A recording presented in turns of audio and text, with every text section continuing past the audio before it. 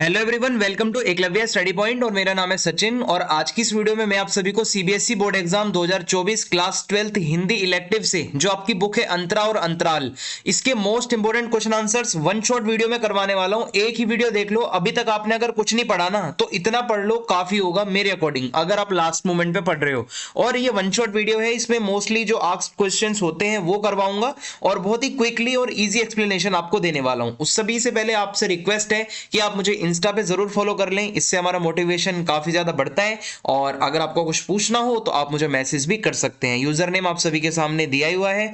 और अगर आपको पीडीएफ नोट्स डाउनलोड करने हैं तो आप टेलीग्राम पे सर्च मार सकते हैं क्लास 12 ईएसपी न्यू ग्रुप, वहां पे आपको हिंदी की सारी पीडीएफ्स मिल जाएंगी, अपलोड कर रखी हैं, आप जाके चेक कर सकते हो।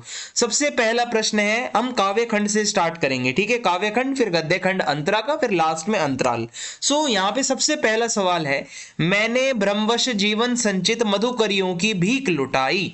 सो ये जो लाइन है कि भाई मैंने ब्रह्मवश जीवन संचित मधुकरियों की भीख लुटाई, इसका मतलब क्या है? यहां पर इस पंक्ति में क्या कहा जा रहा है? सो इस पंक्ति के माध्यम से जो देवसेना है वो अपने इतिहास के बारे में, अपने अतीत के बारे में बता रही है कि मैं पूरे जीवन भर अपने दिल में प्यार की भावना रखती थी, ठीक है, लेकिन ये सब मैंने भ्रमवश किया क्योंकि भाई मेरे को जो चाहिए था, जो स्कंदगुप्त का प्यार, वो तो कभी मिल ही नहीं पाया, वो कहती है, और मेरी जितनी कल्पनाएं थी वो सब वेस्ट हो गई। सो उसने जितनी भी भावनाएं, जितनी भी चीजें, कल्पनाएं थी उसकी, वो लास्ट में जाके उसको सब लुटाना पड़ा क्योंकि उसका प्यार उसको नहीं मिला। सो जीवन भर की अपनी भावनाओं की जो पूंजी है वो उसको बचाकर नहीं रख पाई, ये इसमें बताया जा रहा है। फिर इसके बाद अगला सवाल है, कवि ने आशा को बावली क्यों कहा है? सो कवि कहता है कि हमें किसी से एक्सपेक्टेशन नहीं रखनी चाहिए, किसी से आशा मत रखो, क्योंकि मनुष्य में क्या है कि अनेक प्रकार की आशाएं हम रखते हैं दूसरों से कि भाई ये ऐसा करेगा, ऐसा करेगा, वैसा करेगा, पर वैसा होता नहीं है। आप कभी भी किसी से एक्सपेक्ट करोगे वो चीज आपको नहीं मिलने वाली। सो उसकी ज्यादा से ज्यादा आशाएं अधूरी ही रह जाती हैं, ठीक है? तो ज्यादातर चीजें जो है वो अधूरी रह जाती हैं। इसी तरीके से हम कह सकते हैं कि हम अगर आशा के सहारे जीते हैं ना तो हमें कभी भी कुछ प्राप्त नहीं होने वाला। सो ये बहुत ही बढ़िया बात बोली है कवि ने यहाँ पे। अब इसके बाद आगे अगर मैं आपको बताऊं कि भाई देवसेना जो है उसकी हार या निराशा का कारण क्या था, वो क्यों परेशान थी, तो देखो देवसेना का भाई जो है बंधु वर्मा और उसका जो पूरा परिवार है उसको हूणों ने मार डाला था, ठीक है? और भाई की मृत्यु के बाद देवसेना काफी अकेली हो गई और वो भाई के सपनों को पूरा करने के लिए राष्ट्र सेवा या देश की सेवा में लग जाती है। अब होता क्या है कि भाई वो स्कंदगुप्त को प्यार करती है, पर स्कंदगुप्त जो है वो विजया को प्यार करता था, ठीक है? और वो मतलब कुछ और ही कोई और लड़की है जिसको वो प्यार कर रहा है, तो इसलिए उसे प्रेम में निराशा ही मिलती है, उसको देवसेना को प्यार उसका नहीं मिल पाता। तो बाद में स्कंदगुप्त क्या है कि जब देवसेना की एज होने वाली होती है तो भाई जब वो आ रहा है प्रपोज करने, तो भाई वो क्यों करेगी एक्सेप्ट? तो सिंपल सी बात है, इस प्रकार दोनों को ही प्यार में निराशा मिलती है। जब उसका टाइम था तो उसने एक्सेप्ट नहीं करा, अब उसका टाइम निकल गया, अब वो प्रपोज कर रहा है। तो समझ रहे हो आप, यहाँ पे यही चलता है। आगे देखते हैं क्या है। राष्ट्र की सेवा करने में भी वह आक्रमणकारियों का सामना नहीं कर पाती, मीन्स वो जब देश सेवा में लगती है तो जो बाहर से आक्रमणकारी आते हैं वो उनको भी नहीं संभाल पाती, और वो जीवन भर संघर्ष, लड़ाई झगड़े, दुख तकलीफ में ही रोती रहती है। कार्नेलिया का गीत कविता में जयशंकर प्रसाद जी ने भारत की किन विशेषताओं को बताया है? सो कार्नेलिया का गीत कविता जयशंकर प्रसाद के प्रसिद्ध नाटक चंद्रगुप्त से लिया गया है और इस गीत में यूनान के सम्राट सिकंदर के उत्तराधिकारी सेल्यूकस की जो बेटी कार्नेलिया है वो भारत की जो जमीन है, जो हमारे भारत की भूमि है, उसको देखकर वो खुश हो जाती है। हमारे यहाँ का जो नेचर है, जो हमारी प्रकृति है, वो कहती है हमारा देश मधुमेह है, यानी कि बहुत मिठास है हमारे देश में, हमारे यहाँ पे प्यार की जमीन है, ये हर तरफ आपको प्यार ही प्यार मिलेगा और यहाँ पे अननोन लोगों को भी आश्रय मिलता है। सो भारत देश का प्राकृतिक सौंदर्य बहुत सुंदर है। कार्नेलिया कहती है कि हमारा देश वो स्थान है जहां पर लालिमा मई आभा से सुंदर तरु शिखाएं नाचती हुई दिखाई पड़ती हैं। इसका मतलब है जब वो सूर्य की लाल किरणें पड़ती हैं तो मानो पेड़ की शिखाएं ऐसी लगती है जैसे नाच रही हों जब उनसे गुजरती हुई किरणें गुजरती हैं। सुबह के टाइम सूर्य की किरणें छा जाने से पेड़ों की सुंदर शाखाएं लहलाती हैं, बहुत सुंदर लगती हैं शाखाएं।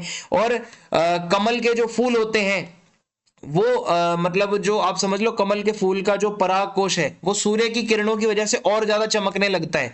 हरियाली आप अगर देखोगे हरियाली पर मंगलमय कुमकुम बिखरना, अब इसका मतलब है जो हमारे खेत खलियान हैं उस पर जब सुबह का सूर्य पड़ता है तो मानो ऐसा लगता है कि कुमकुम बिखेर दिया हो किसी ने। और ये प्रकृति इतनी सुंदर लगती है, यहाँ के पक्षी भी ऐसे लगते हैं इंद्रधनुष की तरह, अलग अलग रंगों वाले, पंखों वाले, ठंडी ठंडी हवा के सहारे कभी इधर जाएंगे कभी उधर जाएंगे, और वो भारत को ही अपना घर समझते हैं और यहाँ पर ही वो आके बसते हैं। कार्नेलिया आगे ये भी कहती है कि यहाँ के लोगों में आंखों में जो है एक बादल की तरह आंसू हैं, करुणा के आंसू हैं। यहाँ पर जो लोग रहते हैं वो प्यार के आंसू रखते हैं अपनी आंखों में, दूसरे लोगों के लिए प्यार रखते हैं। यहाँ पर आप देखोगे कि वायु की तरंगे भी किनारा पाकर टकराती हैं, अर्थात चारों ओर शीतल वायु बहती है। इसका मतलब है हमारे देश के चारों तरफ ठंडी ठंडी हवाएं भी चलती हैं, और सुबह के टाइम ऐसा लगता है मानो जो तारे होते हैं वो रात भर जागने के कारण बहुत ज्यादा अब थोड़े थक गए हैं, नींद में हैं, ऊँग रहे हैं, और सुबह यानी कि उषा बहुत सुंदर लगती है। सुबह का टाइम सूर्य ऐसे लगता है मानो गोल्डन किरणें बिखेर रहा हो अपनी। ठीक है, तो तात्पर्य यही है कि भाई सुबह के टाइम जो यहाँ पे सुबह है ना, उसको ये बोला गया है कि वो एक उषा है। उषा एक देवी, मतलब ऐसा बताया गया है कि कोई उषा नाम से महिला है, ऐसा एक मानवीकरण किया गया है। वो एक कलश लेकर आती है और वो कुछ बिखेर देती है गोल्डन गोल्डन सा। ठीक है, और वो यहाँ पे एक तरीके से इमेजिनेशन है, रियलिटी में देखा जाए तो वो गोल्डन गोल्डन किरणें हैं जो सूर्य की आ रही हैं। फिर है सरोज का विवाह अन्य विवाहों से किस प्रकार भिन्न था। तो देखो सरोज की जो शादी हुई वो दूसरे लोगों से काफी अलग थी, क्योंकि उसकी शादी में उसके पिता ने कोई दान दक्षिणा या दान दहेज वगैरह जो होता है वो नहीं दिया उसको, और इस विवाह में कोई उसका सगा संबंधी नहीं आया। सरोज के पिता ने किसी को इनविटेशन कार्ड तक नहीं भेजा, और इस विवाह में ना तो शादी के गीत गाए गए, ना लोगों ने रात भर वहां पे जागकर कुछ गाया, कुछ भी नहीं हुआ। और इस शादी में कुछ नॉर्मल से लोग थे, थोड़े बहुत साहित्यकार थे जो निराला जी के दोस्त थे, और विदाई के समय कन्या को जो एक शिक्षा देती है माँ, अब माँ तो थी नहीं भाई सरोज की, तो वो शिक्षा किसने दी? खुद कवि निराला जी ने दी। वह लता वहीं की जहां कली तो खिली, इस लाइन का क्या मतलब है? सो इस पंक्ति के माध्यम से कवि ये कहना चाह रहा है कि जो सरोज की माता है, जो सरोज की मम्मी थी, मीन्स निराला जी की पत्नी, वो अपने आप कहोगे कि उसी परिवार की थी जिस ननिहाल में सरोज रह रही है। मीन्स उसकी माता अपने माँ बाप के घर रही, और सरोज जो है वो भी अपने ननिहाल में मोस्टली रहती थी। ठीक है, और सरोज एक उसी लता रूपी माता में कली के रूप में खिली, यानी कि एक बड़ी लता है उसकी माँ और उसी की एक कली है उसकी बेटी सरोज, ऐसा बता रहे हैं कवि। और यहाँ पर लता सरोज की माता है और ये जो कली खिली है ये सरोज खुद है। सो दोनों को ही आप कह सकते हो कवि के ससुराल से भरपूर स्नेह मिला। मीन्स जो सरोज का परिवार था, सरोज की माता जी का जो परिवार था, ठीक है, वो बहुत अच्छा था, ननिहाल उसका। तो सरोज की माता का तो वो मायका था ही भाई, और सरोज का ननिहाल, तो भाई अपनी माता के मृत्यु के बाद वो ननिहाल से ही उसको ज्यादातर प्यार मिला था, उसका पालन पोषण भी वहीं से ही हुआ था। यह दीप अकेला है पर इसको भी पंक्ति को दे दो, इस पर व्यष्टि का समष्टि में विलय करेंगे क्यों और कैसे, ये आपसे पूछा जा रहा है। दीपक जो होता है, एक जो दीपक जलता है, ठीक है, वो यहाँ पर एक इंसान, एक व्यक्ति का प्रतीक है, और पंक्ति का मतलब है, इस लाइन का मतलब है समाज। कहा जा रहा है ये जो दीप है इसको पंक्ति को दे दो। मीन्स ये जो व्यक्ति है जो नॉलेज वाला है इसको पंक्ति मीन समाज को दे दो, ताकि वो समाज का कुछ भला करे। कहने का मतलब है हमारे समाज में जब कुछ ऐसे लोग होते हैं जो बहुत एक्स्ट्रा ऑर्डिनरी हैं, जो थोड़े से पढ़े लिखे ज्यादा हैं, नॉलेज वाले हैं, जो समाज के लिए कुछ कर सकते हैं, उनको समाज को सौंप दो, वो समाज कार्य करें, समाज सेवा करें। अगर कोई ऐसा सर्वगुण संपन्न है वो जब भी सार्थक होगा उसका जीवन, अगर वो समाज के लिए कुछ करेगा, समाज के साथ मिलकर रहेगा, तो उसके समाज का और उसके राष्ट्र यानी कि उसके देश का भी विकास होगा। फिर इसके बाद है बनारस में वसंत का आगमन कैसे होता है और उसका क्या प्रभाव पड़ता है इस शहर के ऊपर। तो बनारस में क्या होता है, वसंत अचानक आता है और वसंत के आने पर सभी लोग खुश हो जाते हैं, परंतु बनारस में वसंत जब आता है तो वो लहर तारा या मडुवाडीही नाम से जो मोहल्ले हैं वहां से धूल भरी आंधियां चलती हैं, और ऐसे में लोगों का जीवन अस्त व्यस्त हो जाता है और उन्हें ऐसा लगता है कि मानो वसंत में पतझड़ जैसा मौसम हो गया हो, इतनी धूल चलने लगती है, धूल भरी आंधियां। फिर है बनारस में धीरे धीरे क्या क्या होता है, धीरे धीरे से कवि इस शहर के बारे में क्या कहना चाहता है। सो बनारस में धीरे धीरे धूल उड़ती है, यहाँ के लोग धीरे धीरे चलते हैं, यहाँ के जो घंटे हैं वो भी धीरे धीरे बजते हैं मंदिरों के, यहाँ शाम भी धीरे धीरे होती है, यानी कि बनारस में सभी कार्य धीमी गति से हो रहे हैं। इस लाइन का मतलब है कि बनारस में आज भी प्राचीन संस्कृति को संभाल के रखा गया है। यहाँ के लोग इतने फास्ट नहीं हुए हैं अभी कि वो मॉडर्नाइजेशन को एकदम से अपना लें और पूजा पाठ मंदिर और अपने कल्चर को भूल जाएं, ये इसमें बताया जा रहा है। तो यहाँ के लोग सभी कार्यों को करते हैं आराम से और उन्हें किसी भी काम में कोई जल्दी नहीं होती, कोई हड़बड़ी नहीं मचाते और वो अपनी धीमी धीमी गति से ये काम करते हैं। फिर है वसंत पंचमी के अमुक दिन होने का प्रमाण कवि ने क्या बताया और क्यों। यह कवि को कैसे पता चला कि वसंत पंचमी उसी दिन होगी, वसंत आया, ये मतलब जो कविता है इसके आधार पर आपको बताना है। सो वसंत पंचमी के अमुक दिन होने का प्रमाण कवि ने दफ्तर में उस दिन छुट्टी होने से बताया। मींस जो कैलेंडर पे छुट्टी लिखी होती है तो वहां वसंत पंचमी लिखी थी, कवि को वो वसंत पंचमी कैलेंडर से देखकर पता चली, ना कि नेचर से। भाई वसंत आता है ना तो मौसम बदल जाता है, बहुत ज्यादा सुहावना मौसम हो जाता है एकदम, लेकिन ये अब किसी को पता ही नहीं चलता क्योंकि ये सब बातें हमारी कविताओं में पढ़ाई जाती थी और आजकल कविताएं कोई पढ़ता नहीं। सो इसलिए कवि को लगा कि अब वसंत आ गया है कैलेंडर देखने के बाद, ठीक है, और वसंत पंचमी की तारीख लिखी हुई थी उस कैलेंडर पर। तो जो प्राकृतिक परिवर्तन होते हैं वसंत आने पर वो तो हम परख नहीं पा रहे हैं कि भाई नेचर में क्या बदलाव आता है जब वसंत आता है या जब सावन आता है या ग्रीष्म ऋतु में क्या होता है, हमें नहीं पता चलता नेचर को देखकर, लेकिन हम कैलेंडर से बताते हैं देखकर। सो यहीं से इसको पता चला। वसंत आया कविता में कवि की चिंता क्या है उसका प्रतिपाद्य लिखिए। सो वसंत आया कविता में कवि की मेन चिंता तो यही है कि मनुष्य का अपनी प्रकृति से नाता टूटता जा रहा है भाई, ठीक है। हमें मौसम बदलता है इसका ज्ञान प्राकृतिक रूप से नहीं होता, बल्कि हमें कैलेंडर को देखकर पता चल रहा है कि हाँ भाई मौसम बदल चुका है, या फिर किस माह कौन से महीने कौन से दिन क्या होगा, कौन से ऋतु चल रही है, कुछ नहीं पता, सिर्फ कैलेंडर को देखकर बता पाते हैं हम। प्रकृति में लगातार परिवर्तन होता है, जैसे वसंत आएगा तो पत्ते झड़ेंगे, नई कोपलें फूटेंगी, सुंदर भाई सुगंधित आप हवा को देख सकते हो, हवाएं चलेंगी अच्छी अच्छी, ढाक के जंगल दहकेंगे और कोयल कूकेगी और भंवरा अपना गुंजन करेगा। लेकिन ये मनुष्य आजकल देखता ही नहीं है भाई, 10-11 बजे तो लोग सो के उठ रहे हैं, तो भाई कहां से कोयल की आवाज सुनाई देगी उन्हें सुबह की। सो कैलेंडर ही देखते हैं हम, जिससे हमें पता चलता है वसंत आ गया। अबे अघन मास की विशेषताएं बताते हुए जो विरहणी है, जो नागमती है, उसकी व्यथा मीन्स कितनी परेशान है वो आपको बताना है। तो जब अगन का महीना आता है तो दिन हो जाते हैं छोटे, रातें हो जाती हैं भाई लंबी, मौसम हो जाता है ठंडा। सो ऐसे महीने में जो नागमती है वो और ज्यादा परेशान होती है क्योंकि वो अपने पति से दूर है और इस जुदाई में उसको लंबी रातें काटना बहुत मुश्किल हो जाता है। वो ठंड से कांपती है और वो अपने जो है सर्दी के कपड़े भी नहीं बनवाती क्योंकि उसे लगता है कि मैं किसके लिए श्रृंगार करूं, किसके लिए ये सजू धजूं जब मेरा पति ही मेरे पास नहीं, ठीक है, मेरा प्रियतम ही मेरे पास नहीं। सो ये जो ठंड है ये आग बनाकर उसको जला रही है। सो ऐसा लगता है कि ये जो पति से दूर होकर उसका जो यौवन, जो उसकी जवानी और जो उसका जीवन, ये ऐसे ही नष्ट हो जाएगा। ये इसकी हालत है। माघ के महीने में जो विरहणी नागमती है उसको क्या फील होता है। माघ का महीना जब आता है तो बहुत भयंकर सर्दी पड़ती है और अपने प्रियतम से दूर होकर जो विरहणी है, जो नायिका है, जो नागमती है, उसके दिन काटे नहीं कट रहे भाई।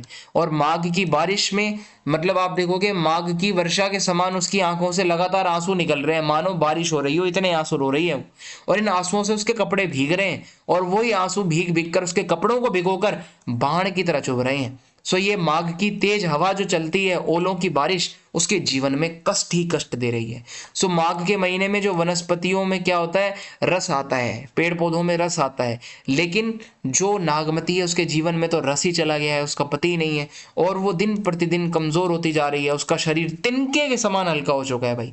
और माघ की ये जो माघ महीने की हवाएं उसको हिला दे रही हैं और उसको लग रहा है कि मैं इस राख में जलकर खाक हो जाऊंगी, उड़ जाऊंगी। फिर है मैं जाने निज नाथ सुबाहु, इसमें राम जी के स्वभाव की कौन सी विशेषताएं बताई गई हैं। सो इस कथन के माध्यम से बताया गया है कि भगवान राम जी जो है वो प्यार है उनके अंदर, दया रखते हैं, वो ममता करुणा ये भावनाएं हैं उनके अंदर। और भगवान राम का स्वभाव ऐसा है कि वो कभी अपराधी पर भी गुस्सा नहीं करते और अपने छोटे भाइयों के प्रति तो वो बहुत खास प्यार करते हैं। वो खुद हार कर भी अपने भाइयों को जिता देते हैं। वो कभी भी किसी के मन को नहीं दुखाते और ना ही किसी के मन के प्रतिकूल कार्य करते हैं। यानी कि किसी को मन को अगर कुछ पसंद नहीं आ रहा तो ऐसा काम भगवान राम नहीं करते, और वो खेल में भी कभी दुखी नहीं होते। ठीक है। फिर राम के वन गमन के बाद उनकी वस्तुओं को देखकर मां कौशल्या कैसा अनुभव करती हैं, अपने शब्दों में वर्णन करो। सो राम जी जब वन चले जाते हैं तो उसके बाद राजा दशरथ जी की भी मृत्यु हो जाती है, और ऐसे में माता कौशल्या बहुत ज्यादा परेशान हो जाती हैं। जहां भी उन्हें भगवान राम के बचपन की कोई चीजें दिखाई देती हैं, उन्हें भगवान राम की याद सताने लगती हैं, और वे राम के बचपन के दिनों के खेलने वाले धनुष बाण को देखती हैं, उठा लेती हैं, बार बार भगवान राम को याद करते हुए अपने दिल से लगाती हैं, अपने नेत्रों से, अपनी आंखों से लगाती हैं उनके धनुष बाण को। सो उन्हें नन्हे नन्हे पैर जो थे भगवान राम के, जब वो जूतियां पहनते थे, उन जूतियों को भी वो अपने दिल से लगाती हैं। सो बहुत उन्हें याद आ रही है।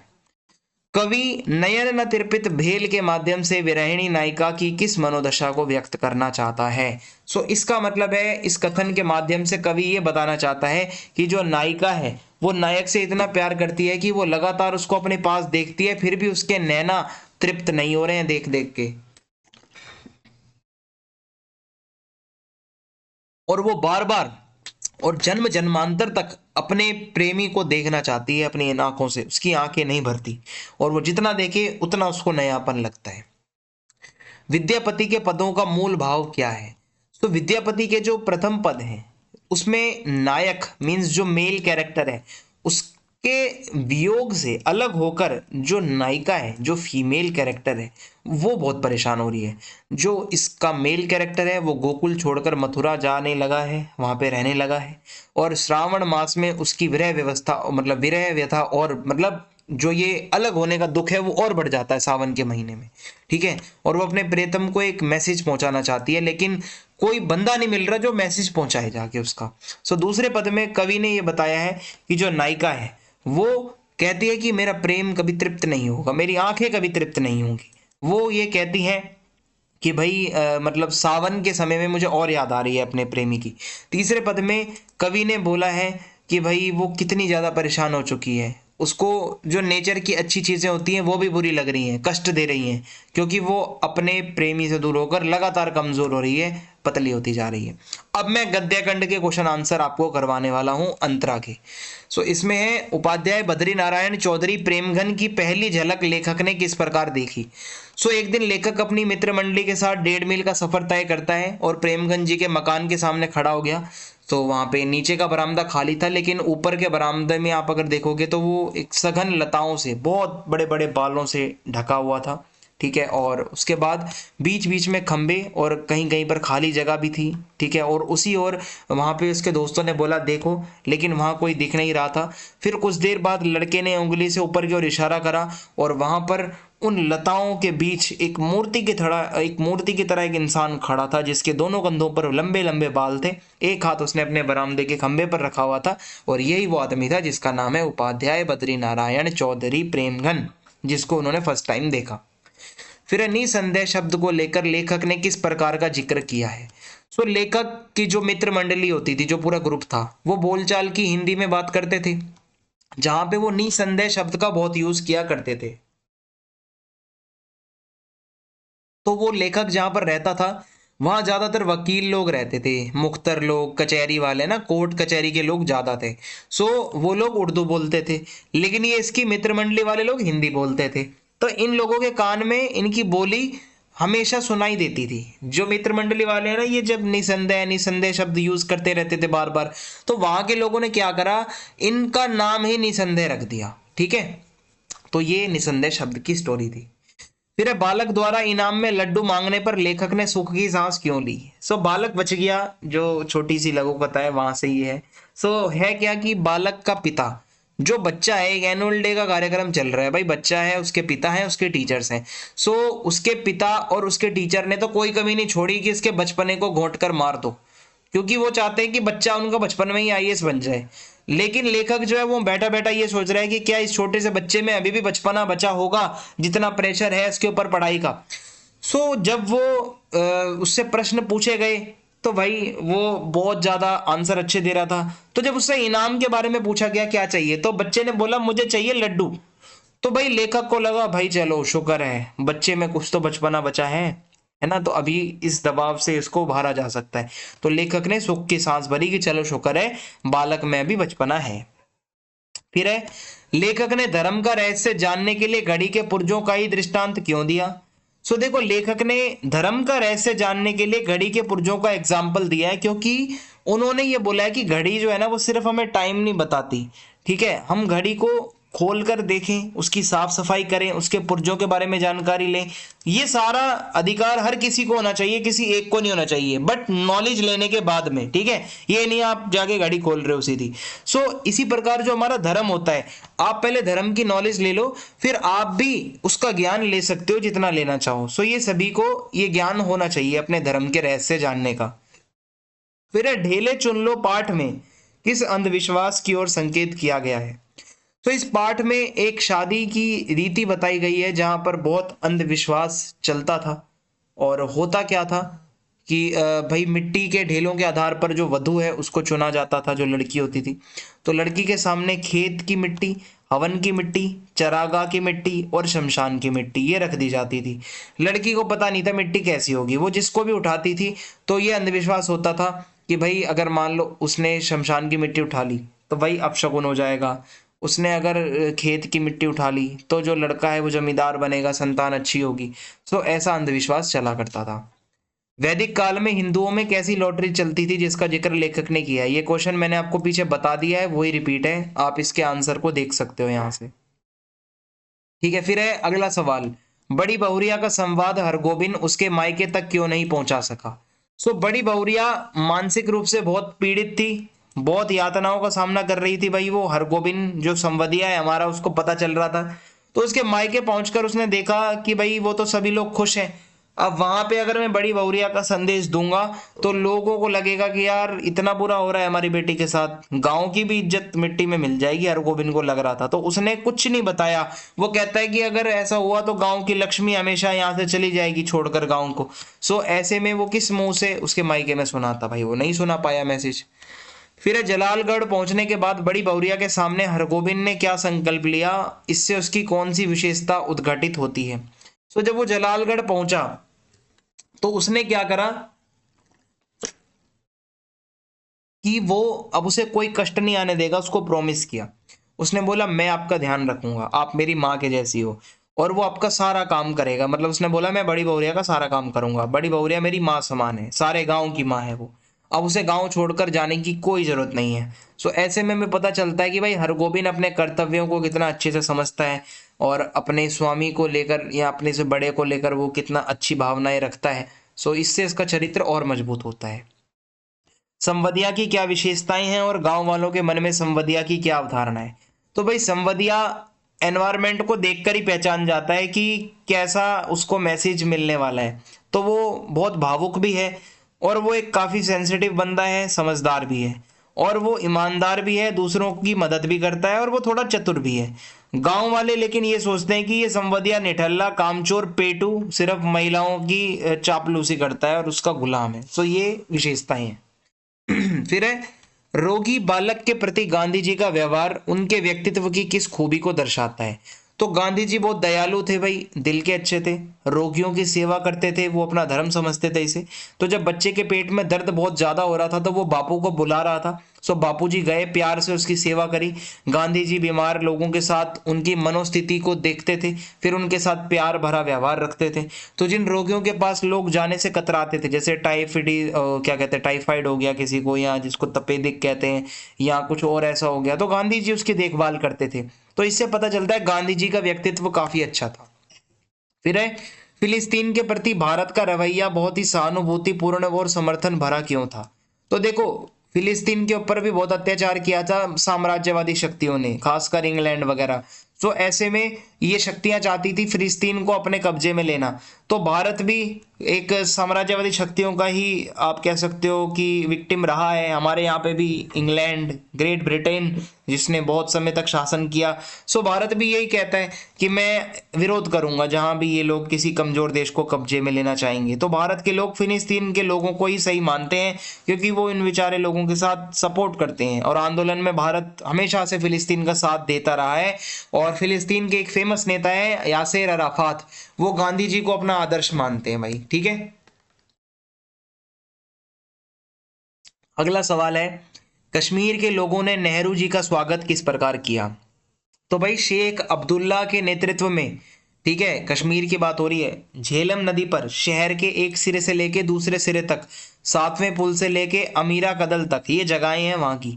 सो वहाँ पे गांव में एक बहुत लंबी शोभा यात्रा निकाली गई और नदियों के दोनों तरफ हजारों हजारों कश्मीरी लोग खड़े थे जो कि नेहरू जी का स्वागत कर रहे थे।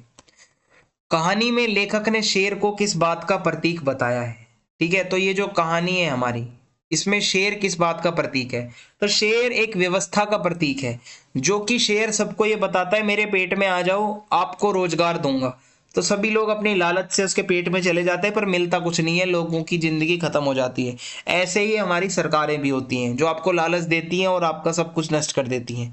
सो ऊपर से देखने पर तो शेर ऐसा लगता है कि भाई जैसे अहिंसावादी है, न्याय करेगा और बुद्ध का अवतार हो, लेकिन जैसे ही लेखक उसके मुंह में प्रवेश ना करने का संकल्प करता है तो भाई शेर की असलियत फिर दिखती है। जब आप मना करोगे ना, मेरे को आपके मुंह में नहीं आना, फिर शेर आपको अपना गुस्सा दिखाएगा, दहाड़ेगा और आपको झपटेगा। सो सत्ता में बैठे हुए लोग, जो नेता होते हैं ना, वो जब तक खामोश रहते हैं जब तक आप उनका आज्ञा का पालन कर रहे हो। जिस दिन आपने उनके खिलाफ आवाज उठाई, सरकारें खूंखार हो जाती हैं, याद रखना, ये इसमें बताया जा रहा है। शेर के मुंह में और रोजगार के दफ्तर में क्या अंतर है? तो शेर का मुंह भयानक है भाई, जबकि रोजगार का दफ्तर तो नौकरी देता है, वो भयानक नहीं होता। शेर के मुंह में लोग जाते हुए डरते हैं, जबकि रोजगार के ऑफिस में लोग हंसते हुए जाते हैं। शेर के मुंह को देखकर मौत आंखों में नाचने लगती है, जबकि रोजगार को देखकर आंखों में आपको रोजगार दिखता है अपना। शेर के मुंह में मरने के लिए लोग जा रहे हैं, जबकि रोजगार में लोग, मतलब कार्यालय के अंदर जो लोग जाते हैं, जो ऑफिस में जाते हैं, नौकरी करने जाते हैं। शेर के मुंह में लंबे लंबे नुकीले दांत हैं, जबकि रोजगार वाला जो ऑफिस है वहां पर अच्छे बुरे आदमी हैं, टेबल है, कुर्सी है, सब कुछ है। ये डिफरेंस है। प्रमाण से अधिक महत्वपूर्ण विश्वास, इसमें कैसे ये सही बात है? सो देखो, इस लाइन में ये बताया जा रहा है, जहां विश्वास होती है ना, अगर आपको किसी पे विश्वास है, आपको कोई प्रमाण देने का जरूरत नहीं है किसी को। सो विश्वास के सामने प्रमाण का कोई मतलब नहीं है। तो जैसे शेर, एक लघु कथा हमने पढ़ी थी, उसमें जंगल के जानवर एक विश्वास करते हैं शेर के मुंह पर कि हाँ भाई वहां रोजगार का दफ्तर होगा। इसी विश्वास पर वो खींचे चले जा रहे हैं। उनको ये विश्वास है कि वहां जाकर उनकी इच्छा पूरी हो जाएगी, तो वो किसी के मना करने पर भी नहीं मानते। वो कहते हैं कि भाई विश्वास करो, प्रमाण का क्या, प्रूफ क्या करना है, हम विश्वास करते हैं शेर के ऊपर, हम तो जा रहे हैं। तो लेखक ने जब पूछा कि भाई तो कोई प्रमाण तो दो, कोई प्रूफ तो दो, शेर के मुंह में ऑफिस है भी या नहीं है, तो वो जानवर कहते हैं हम तो विश्वास करते हैं जी, प्रमाण से अधिक महत्वपूर्ण विश्वास है। फिर है, मजदूरों को 4 हाथ देने के लिए मिल मालिक ने क्या किया और उसका क्या परिणाम निकला? सो मजदूरों को 4 हाथ देने के लिए मिल मालिक ने क्या करा? बड़े बड़े वैज्ञानिकों को अच्छी खासी कीमत देकर नौकरी पर रखा। कई सालों तक उन्होंने रिसर्च करी, लेकिन साइंटिस्ट लोगों ने कह दिया भाई ऐसा पॉसिबल नहीं है। सो उसने फिर क्या करा कि कटे हुए हाथ मंगवाए। ठीक है, मिल मालिक ने मजदूरों को फिट करवाना चाहा, लेकिन ऐसा भी नहीं हुआ। फिर उसने बोला मैं मजदूरों को लकड़ी के हाथ लगवाऊंगा, लेकिन ये भी नहीं हुआ। अंत में मालिक ने बोला कि मैं लोहे के हाथ फिट करवाऊंगा, फिर तो भाई मजदूर ही मर गए। तो ये हो ही नहीं पाया कभी जो वो चाहता था।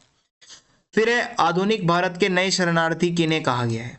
सो आधुनिक भारत में क्या हुआ, बहुत ज्यादा औद्योगिकरण हुआ है, फैक्ट्रियों का विकास बहुत ज्यादा हुआ है। और इससे क्या है कि सिंगरौली एक जगह है और वहां पर नवा गांव नाम से जो क्षेत्र है, जहां बहुत सारे गांव आते हैं, वहां पर उन लोगों का घर बार पूरा उजड़ गया। वहां के लोग हमेशा के लिए विस्थापित हो गए। ठीक है, जो लोग वहां पर रहा करते थे, ठीक है, वो फैक्ट्रियां बन गई वहां पे, तो उनको हमेशा के लिए वहां से हटा दिया गया। अब ये लोग शरणार्थी की तरह इधर से उधर भटक रहे हैं। सो लेखक ने इन्हीं लोगों को बोला है कि ये लोग आधुनिक भारत के नए शरणार्थी हैं। ठीक है, शरणार्थी कौन होता है? जो टेम्परेरी किसी जगह पर रहने के लिए जाता है अपने क्षेत्र को छोड़कर। सो यही हमारे आधुनिक भारत के नए शरणार्थी हैं। प्रकृति के कारण विस्थापन और औद्योगिकरण के कारण विस्थापन में क्या अंतर है? तो देखो, अगर आपको नेचर ने एक जगह से हटाया है, मान लो बाढ़ आ गई, भूकंप आ गई, तो आप वापस जा सकते हो ना वहां पे जब स्थिति नॉर्मल होगी। पर औद्योगिकरण की वजह से अगर आपको हटा दिया ना एक जगह से, अगर फैक्ट्री लग गई, आप वापस नहीं जा सकते वहां पे। और नेचर का कोई स्वार्थ नहीं होता। अगर आपको मजबूरी में कभी बाढ़ वगैरह आने पर जाना पड़ता है, तो इससे नेचर का कोई फायदा थोड़ी हो रहा है। लेकिन ये जो लोग फैक्ट्रियां लगाते हैं, ये जब आपको हटाते हैं आपकी जगहों से, तो इनका बड़ा स्वार्थ होता है, इनका बहुत फायदा होता है। और औद्योगिकरण के विस्थापन से क्या होता है, जो लोग पूंजीपति लोग हैं, जो सत्ता वाले लोग हैं, वो कहते हैं ये अच्छी बात है, होना चाहिए, विकास हो रहा है, फैक्ट्रियां लग रही हैं, जबकि प्राकृतिक विस्थापन में ऐसा कुछ नहीं कहा जाता। सो ये कुछ डिफरेंस है। लेखक के अनुसार स्वतंत्रोत्तर भारत की सबसे बड़ी ट्रेजेडी क्या थी आजादी के बाद? सो लेखक कहता है कि आजादी के बाद हमारे ज्यादातर नेताओं ने वेस्टर्न एजुकेशन ले रखी थी और पश्चिमी देशों की नकल करना, देखा देखी करके योजनाएं बनाना, ये बहुत होता था। इससे क्या होता है कि हमने प्रकृति, मनुष्य और हमारी संस्कृति के बीच का जो बैलेंस होता है ना, वो बिगाड़ दिया। हम चाहते तो इसको अगर खुद से करते, सब कुछ अपने मॉडल खुद बनाते, किसी की कॉपी ना करते, सो हम ये चीजें बैलेंस कर सकते थे। सो हमने पश्चिम को मॉडल बनाया, अपनी मान मर्यादाएं, अपनी शर्तें, अपनी कल्चर को नहीं देखा, भारत को एज इट इज वो चीजें दी हमारे नेताओं ने जो वेस्टर्न कंट्रीज में हो रही थी। ठीक है, ये है। पाठ के आधार पर हर की पौड़ी पर होने वाली गंगा जी की आरती का वर्णन आपको अपने शब्दों में करना है। तो भाई हरिद्वार में हर की पौड़ी पर गंगा जी की आरती होती है। ठीक है, शाम के टाइम आरती के समय अचानक दीपक जलते हैं और पंडित और पंडे अपने अपने आसन को छोड़कर खड़े हो जाते हैं। उनके हाथ में अंगोछा लपेटकर पंचमंजलि नीलांजलि को वो धारण करते हैं। ठीक है, जो उनकी आरती करते हैं जो होती है। पहले पुजारी सभी लोग मिलकर जय गंगे माता, जो कोई तुझको ध्याता सारे सुख पाता, जय जय गंगे माता, तो ये गाते हैं। फिर चारों ओर घंटे घड़ियाल बजते हैं। मन्नतों के दीपक लिए हर कोई वहां पे भक्तगण गंगा नदी में अपनी अपनी किश्तियां बहा रहे होते हैं। ठीक है, उस पे दीपक जलाकर। ऐसे ही गोताखोर लोग भी होते हैं वहां पे, पानी में गोता लगाने वाले, जिनको गंगा पुत्र कहा जाता है। ठीक है, सो ये लोग क्या करते हैं, इनका तो रोजगार ही वही है कि ये गोता लगाते हैं। जो लोग वो पानी में सिक्के वगैरह फेंकते हैं, ये उसको निकाल कर उसी से ही अपनी कमाई करते हैं। और लोग जो है वहाँ पे शाम के समय लता मंगेशकर जी की सुरीली आवाज़ में ओम जय जगदीश हरे भी सुनते हैं। ठीक है, ज़्यादातर लोग जो हैं सब गीले कपड़ों में होते हैं, औरतें पुरुष सब।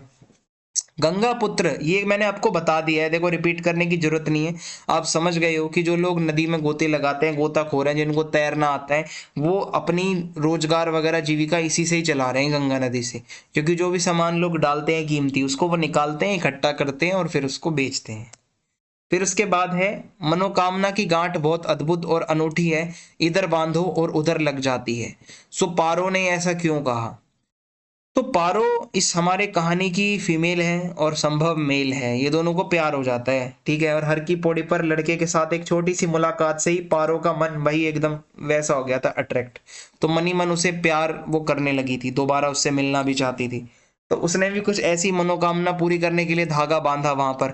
उसे ये उम्मीद नहीं थी कि मनसा देवी से उसने जो मुराद मांगी है वो इतनी जल्दी पूरी हो जाएगी। और वो संभव से मिलने के बाद बहुत खुश थी, वो हैरान भी थी कि भाई उसकी इच्छा इतनी जल्दी कैसे पूरी हो गई। फिर है कुटज को गाड़े का साथी क्यों कहा जाता है? तो कुटज को गाड़े का साथी इसलिए कहा जाता है क्योंकि इस कुटज के पौधे ने कालिदास जी के दिल को खुश किया था भाई। शिवालिक की पहाड़ियों पर जब कुछ भी नहीं मिल रहा था तो उन्हें एक ही सहारा मिला था, कुटज। ठीक है, फिर उसके बाद है कुट, कुटज और कुटनी, ये जो शब्द हैं इनका मतलब बताओ। कुट का मतलब होता है घर या फिर घड़ा। कुटज का मतलब होता है घर में पैदा होने वाला या घड़े में पैदा होने वाला। कुटनी का मतलब होता है कि एक ऐसी दासी जो गलत तरीके से काम करती है। इसमें मैंने आपको बता दिया। ऐसे ही संस्कृत में कुठारिका और कुटकारिका दासी को कहा जाता है। कुटिया और कुटीर शब्द भी इनसे ही रिलेटेड है कहीं ना कहीं। इस कुटिया और कुटीर का मतलब घर भी होता है, आपने सुना होगा ना, मेरी कुटिया या फिर। ठीक है, ऐसे में घर में कामकाज करने वाली दासी को कुटकारिका कहते हैं, कुठारिका भी कहते हैं। इसी के तरह एक गलत ढंग से कार्य करने वाली दासी को कुटनी कहा जाता है। आई होप आपको समझ में आ गया होगा। कुटज पाठ के आधार पर यह बताइए कि दुख और सुख तो मन के विकल्प होते हैं। देखो, दुख और सुख आपके मन के ऊपर है। आप अगर चीजों को पॉजिटिव लोगे तो आप सुखी रहोगे, नेगेटिव जियोगे तो आपको दुख ही दुख दिखेगा। हमारे जीवन में हमारा मन अगर हमारे वश में होगा तो सब कुछ अच्छा होगा। जिसका मन दूसरों के वश में होगा वो हमेशा दुखी रहेगा। ठीक है, दूसरों के वश में होने का मतलब है दूसरों की चापलूसी करना, दांत निपोरना, ठीक है, हाँ हजूरी करना दूसरों की। सो भाई जिस मनुष्य का मन अपने वश में नहीं होता ना, वो दूसरे के मतलब चापलूसी पर ही जीता है फिर वो, ठीक है, और झूठ बोलेगा, आडंबर रचेगा, दूसरों को फंसाने के लिए जाल बिछाएगा, फिर खुद ही उसमें फंस जाएगा, ये बताया जा रहा है। अब मैं अंतराल के क्वेश्चन आंसर्स आपको करवाने जा रहा हूं। तो अंतराल में सबसे पहला प्रश्न है, चूल्हा ठंडा किया होता तो दुश्मनों का कलेजा कैसे ठंडा होता। तो सूरदास की मनोस्थिति बतानी है आपको यहाँ पे। तो भाई सूरदास एक दृष्टिहीन व्यक्ति है, उसको दिखाई नहीं देता, वो अपने जीवन में लेकिन खुश रहता है। वो भीख मांगता है, भीख मांगकर लगभग 500 से ज़्यादा उसने पैसे जमा करे हैं, कुछ रुपए, और वो इन 500 रुपयों को एक पोटली में रखता था, और ये रुपए चांदी के सिक्के हैं।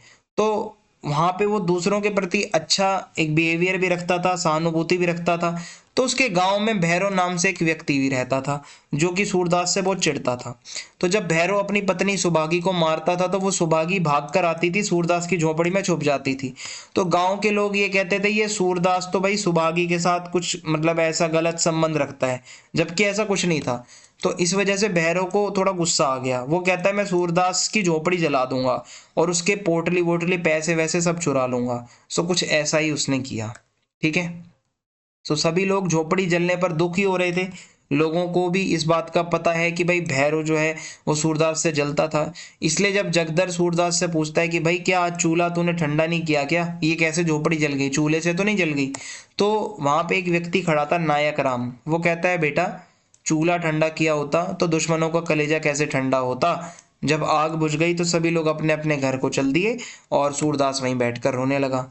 सो उसे इस बात का दुख नहीं था कि उसकी झोपड़ी जल गई, बल्कि उसे इस बात का दुख था कि वो पोटली उसकी जल गई जहां पर उसकी उम्र भर की कमाई पड़ी थी।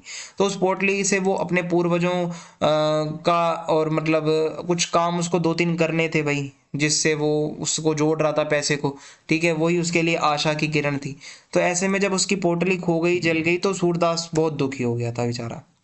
फिर यह फूस की राख ना थी, उसकी अभिलाषाओं की राख थी। इसमें आपको बताना है कि ऐसा क्यों कहा गया है। तो भाई सूरदास एक दृष्टिहीन या कह सकते हो जिसको दिखाई नहीं देता, संघर्ष करने वाला व्यक्ति है। वो सारी उम्र एक झोपड़ी में रहता है। वो भीख मांगकर अपने परिवार का पेट पालता है, और भीख के पैसों से वो कुछ पैसे जमा भी करता था, और इसी कमाई से उसके पास लगभग 500 से अधिक कुछ चांदी के भाई रुपए थे। और ये मैंने आपको बता दिया है, ठीक है, कि मतलब आगे आप यहाँ पे समझ लो कि जब आग वाग लग जाती है तो यही पता चलता है। पोटली जो है भाई वो तो ले गया था भैरव, लेकिन वहां पे सूरदास ढूंढ रहा था कि मेरे चांदी के सिक्के तो नहीं जले होंगे। सो वो राख में हाथ मार रहा है इधर उधर, कभी बर्तन हाथ में आ रहा है, कभी ईंट हाथ में आ रही है। सो इस राख को वो टटोल रहा था जैसे पानी में मछलियां ढूंढ रहा हो। सो उसके हाथ पोटली नहीं लगी तो वो बहुत बेचैन निराश हो गया। अचानक उसका पैर फिसल गया और नीचे गिर गया, और वो बहुत चीखा जोर से। सो भाई वहीं पर बैठकर वो रोने भी लगा और बहुत ज़्यादा बेबस हो गया। सो ऐसे में लेखक ने बोला है ये फूस की राख नहीं थी भाई, उसकी अभिलाषाओं की राख थी। वो अपने बेटे की शादी करना चाहता था, गांव के लिए एक कुआं तालाब टाइप से कुछ बनवाना चाहता था, अपने पितरों का पिंडदान करना चाहता था, पर ये सारी चीज़ें अब नहीं हो सकती। तो हम 100 लाख बार बनाएंगे, इसके बारे में सूरदास का कैरेक्टर बताओ। तो भाई झोपड़ी जल गई, उसके रुपए चले गए। सो ऐसे में सूरदास जो है फिर भी थोड़ा सा मोटिवेटेड हो जाता है। कैसे? वो उठकर खड़ा होता है और दोनों हाथों को अपने राख में डालकर राख उड़ाने लगता है। वहीं पर कुछ बच्चे खेल रहे थे, घीसू मिठुआ, है ना, तो वो लोग आपस में आकर क्या है कि वहीं पे खेलने लगते हैं। तो सूरदास से बहुत सारे प्रश्न करते हैं कि वहाँ राख की बारिश होने लगी, ठीक है, वहाँ पे मतलब राख उड़ा रहा था वो सूरदास बैठा बैठा, तो सारी राख इधर उधर बिखर गई, ठीक है, और काले काले निशान पड़ गए जलने के बाद। तो वहीं सूरदास का बेटा आया मिठुआ, कहता है दादा अब हम कहाँ रहेंगे। सूरदास कहता है बेटा हम दूसरा घर बनाएंगे। फिर वो कहता है अगर फिर किसी ने आग लगा दी तो। सूरदास कहता है तो हम फिर घर बनाएंगे। वो कहता है 1000 के बाद 100 लाख बार अगर हमारा घर जला दिया तो मिठुआ का ये क्वेश्चन सुन के वो कहता है हम 100 लाख बार भी झोंपड़ी बनाएंगे। तो भाई इससे पता चलता है सूरदास का चरित्र कितना अच्छा है। वो परिश्रमी है भाई, वो पक्के इरादे वाला है, और वो काफी सेंसिटिव भी है।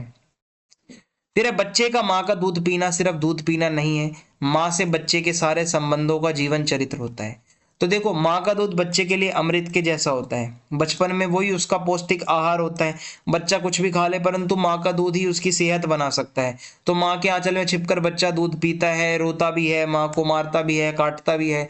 तो माँ भी कभी कभार बच्चे को मारती है, फिर भी वो माँ से अपने चिपटे रहता है, और दूध पीने से ही माँ और बच्चे का संबंध अच्छा होता है और रिश्ता मजबूत होता है। गर्मी और लू से बचने के उपाय क्या क्या बताए गए हैं बिस्कोर की माटी पाठ में, आपको बताना है। तो हमारे मध्य भारत में जब गर्मियां ज़्यादा होती हैं तो लू चलती हैं। लू चलने से ये जो गर्म हवाएं होती हैं ये बच्चों पर बहुत बुरा असर डालती हैं, और गर्मी के दिनों में लू लग जाए तो बहुत ज़्यादा दिक्कत हो जाती है।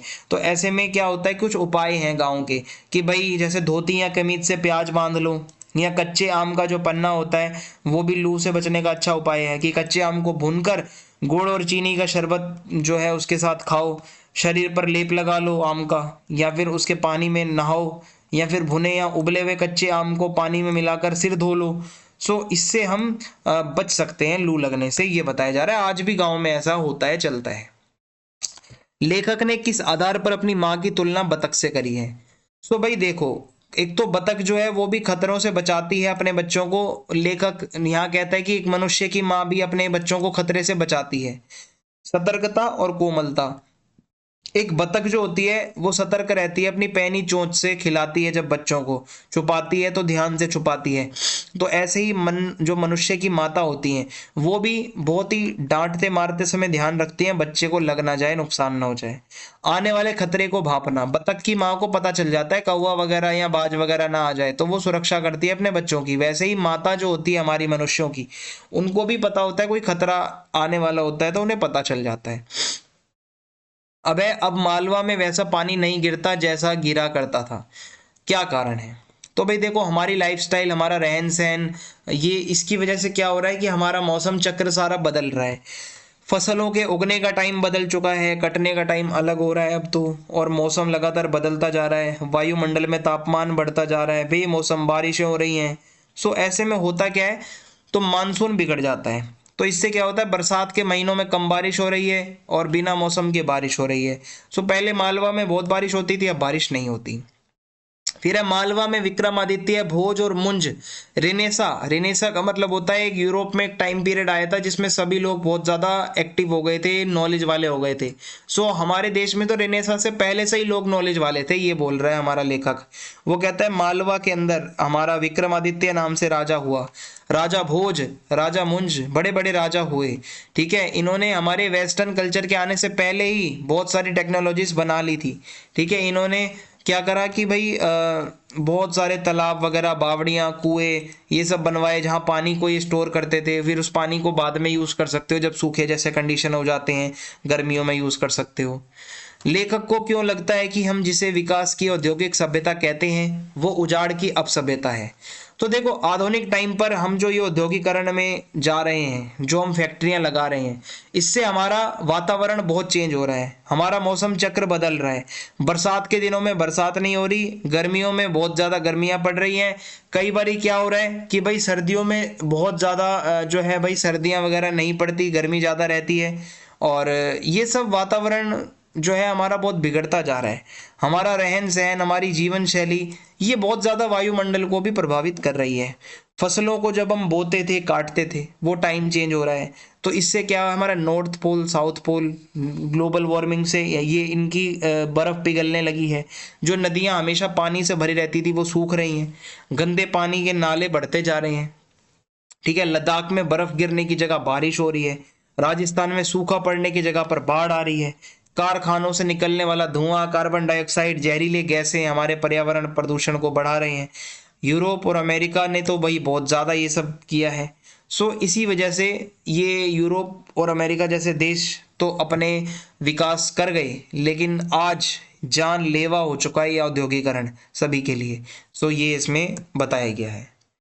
फिर धरती का वातावरण गर्म क्यों हो रहा है, इसके गर्म होने में यूरोप और अमेरिका की भूमिका क्या है?